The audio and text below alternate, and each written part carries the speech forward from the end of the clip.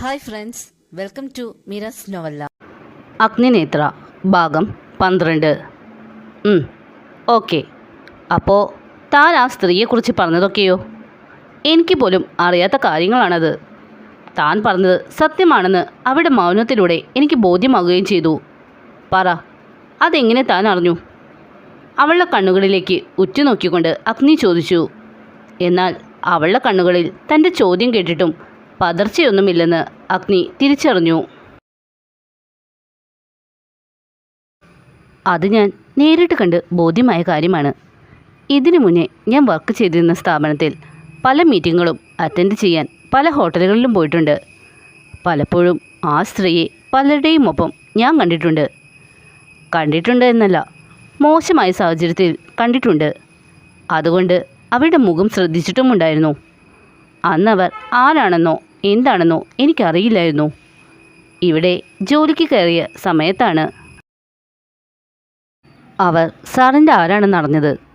ഇന്ന് ഇവിടെ വരുമ്പോൾ ഞാൻ നിങ്ങളുടെ ഡ്രൈവറെ കണ്ടിരുന്നു. അയാൾക്കൊപ്പവും ഞാൻ അവരെ കണ്ടിട്ടുണ്ട്. അതാണ് ഞാൻ അപ്പോൾ അങ്ങനെ പറയാൻ കാരണം. നേത്ര പറഞ്ഞതും അവൾ പറയുന്നത് വിശ്വസനീയമായി അഗ്നിക്ക് തോന്നി. ശ്രീലതയെപ്പറ്റി ആലോചിച്ചപ്പോൾ അവൻ്റെ മനസ്സിൽ വെറുപ്പും, വിശ്വനാഥനെ ഓർത്തപ്പോൾ അവനിൽ പുച്ഛവും നിറഞ്ഞു. സർ, ഒന്ന് മാറുമോ? നേത്രയുടെ ശബ്ദമാണ് അവനെ ഓർമ്മകളിൽ നിന്നും തിരികെ കൊണ്ടുവന്നത്. മുന്നിലേക്ക് നോക്കിയതും തൻ്റെ നെഞ്ചിൽ കൈവച്ച് പിന്നിലേക്ക് തള്ളി മാറ്റാൻ ശ്രമിക്കുന്നവളെ കാണുകെ അവൻ പതിയെ പുറകിലേക്ക് നീങ്ങി നിന്നു. ഞാൻ പുറത്തു നിൽക്കാം സർ, ഫ്രഷായി വന്നാൽ ഇറങ്ങാം, സമയമാവുന്നു. അത്രയും പറഞ്ഞ് മുന്നോട്ട് നടന്നവളെ ഒറ്റ വലിക്ക് അവൻ അടുത്തുള്ള ചുവരിലേക്ക് ചേർത്ത് നിർത്തി. അവൾക്ക് മറയായി അവൻ ചേർന്ന് നിന്നു. അവൻ്റെ പ്രവൃത്തിയിൽ നേത്ര പകച്ചു നിന്നു. ഒരു മാത്ര അവൻ തന്നെ ഉപദ്രവിക്കുമോ എന്നൊരു ഭയം അവളിൽ നിറഞ്ഞു. നാൻസിയെയും കൊണ്ട് അവൻ പോയ നിമിഷം ഓർമ്മ വന്നതും അവൾ ഞെട്ടലോടെ അഗ്നിയെ നോക്കി. തൻ്റെ മുന്നിൽ നിൽക്കുന്നവൻ പല പെണ്ണുങ്ങളുടെയും ഒപ്പം തോന്നിവാസം പോലെ നടക്കുന്നവനാണ്. അങ്ങനെയുള്ള ഒരാൾ തന്നോടും മോശമായി പെരുമാറുമോ എന്നവൾക്ക് സംശയം തോന്നി. എന്നാൽ അവൻ്റെ കണ്ണുകൾ അവൾക്കടുത്തുള്ള കണ്ണാടിയിലാണെന്ന് കണ്ടതും അവളും അതിലേക്ക് നോക്കിയതും വാതിലിൻ്റെ മറവിൽ നിന്ന് തങ്ങളെ വീക്ഷിക്കുന്ന അനാമികയെ അവൾ കണ്ടു. അഗ്നിയുടെ മുഖത്ത് അവളെ കണ്ടപ്പോൾ പുച്ഛം നിറയുന്നതും. സർ, എന്താ കാണിക്കുന്നേ?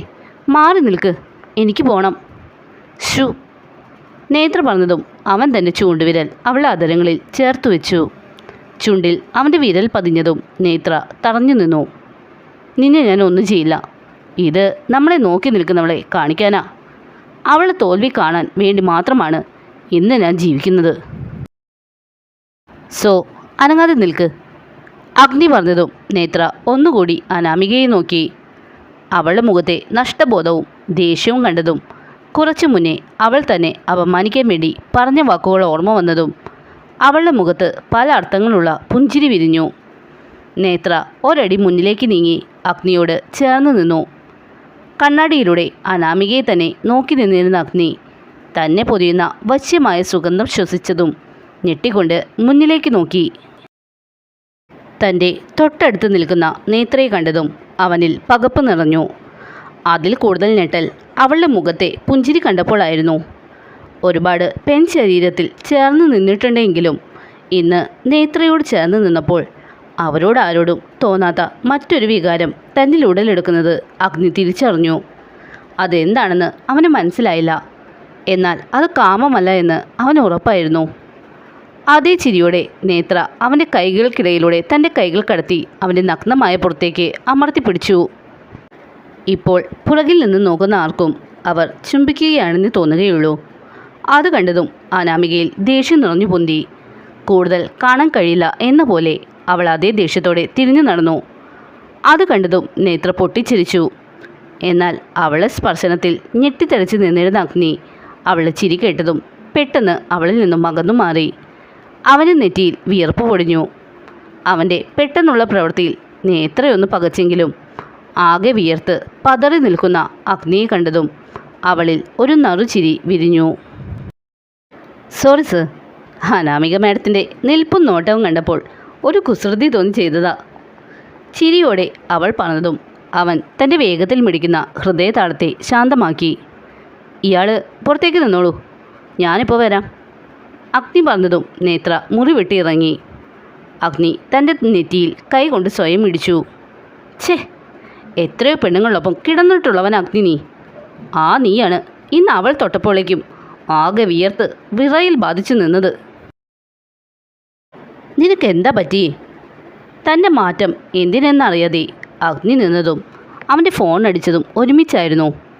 അഗ്നി വേഗം ഫോൺ എടുത്ത് സംസാരിച്ചു. ശേഷം ഫ്രഷ് ആവാൻ കയറി. നീ എവിടെ പോയി കിടക്കുമായിരുന്നു മിക?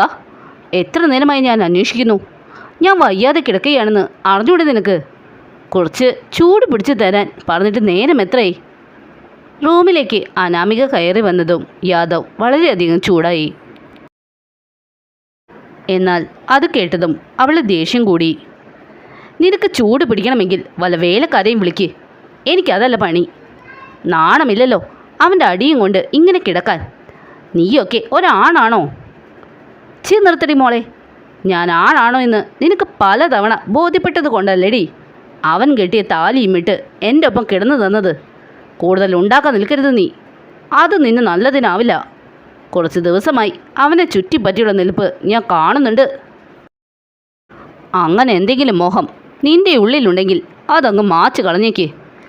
എന്നെ ചതിച്ചാൽ വെറുതെ വിടില്ല ഞാൻ.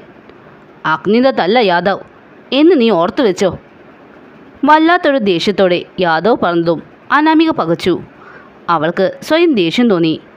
യാദവിനെ പിണക്കുന്നത് തനിക്ക് ദോഷമേ ചെയ്യൂ എന്ന ബോധമുള്ളതുകൊണ്ടും തൻ്റെ പല രഹസ്യങ്ങളും അവനറിയാമെന്നതുകൊണ്ടും അവനെ വെറുപ്പിച്ചാൽ അവൻ്റെ സ്വത്തൊന്നും അനുഭവിക്കാൻ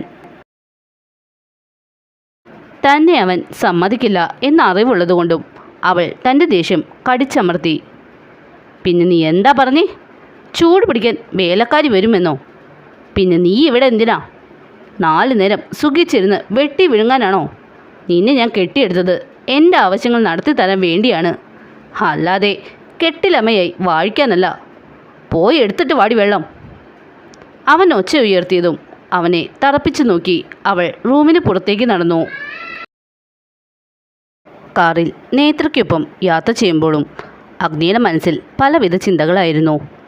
അനാമികയെയും ലതയെയും പറ്റി അവൾ പറഞ്ഞ കാര്യങ്ങൾ എത്രമാത്രം വിശ്വസനീയമാണെന്ന് അവൻ അറിയില്ലായിരുന്നു.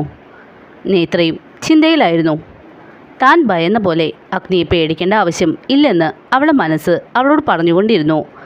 ഒപ്പം താനൊന്ന് ചേർന്ന് നിന്നപ്പോൾ പതറിപ്പോയ അഗ്നിയെ ഓർമ്മ വന്നതും അവൻ തന്നെ മറ്റൊരു രീതിയിൽ ചൂഷണം ചെയ്യില്ല എന്ന വിശ്വാസം അവളിൽ ഉടലെടുത്തു.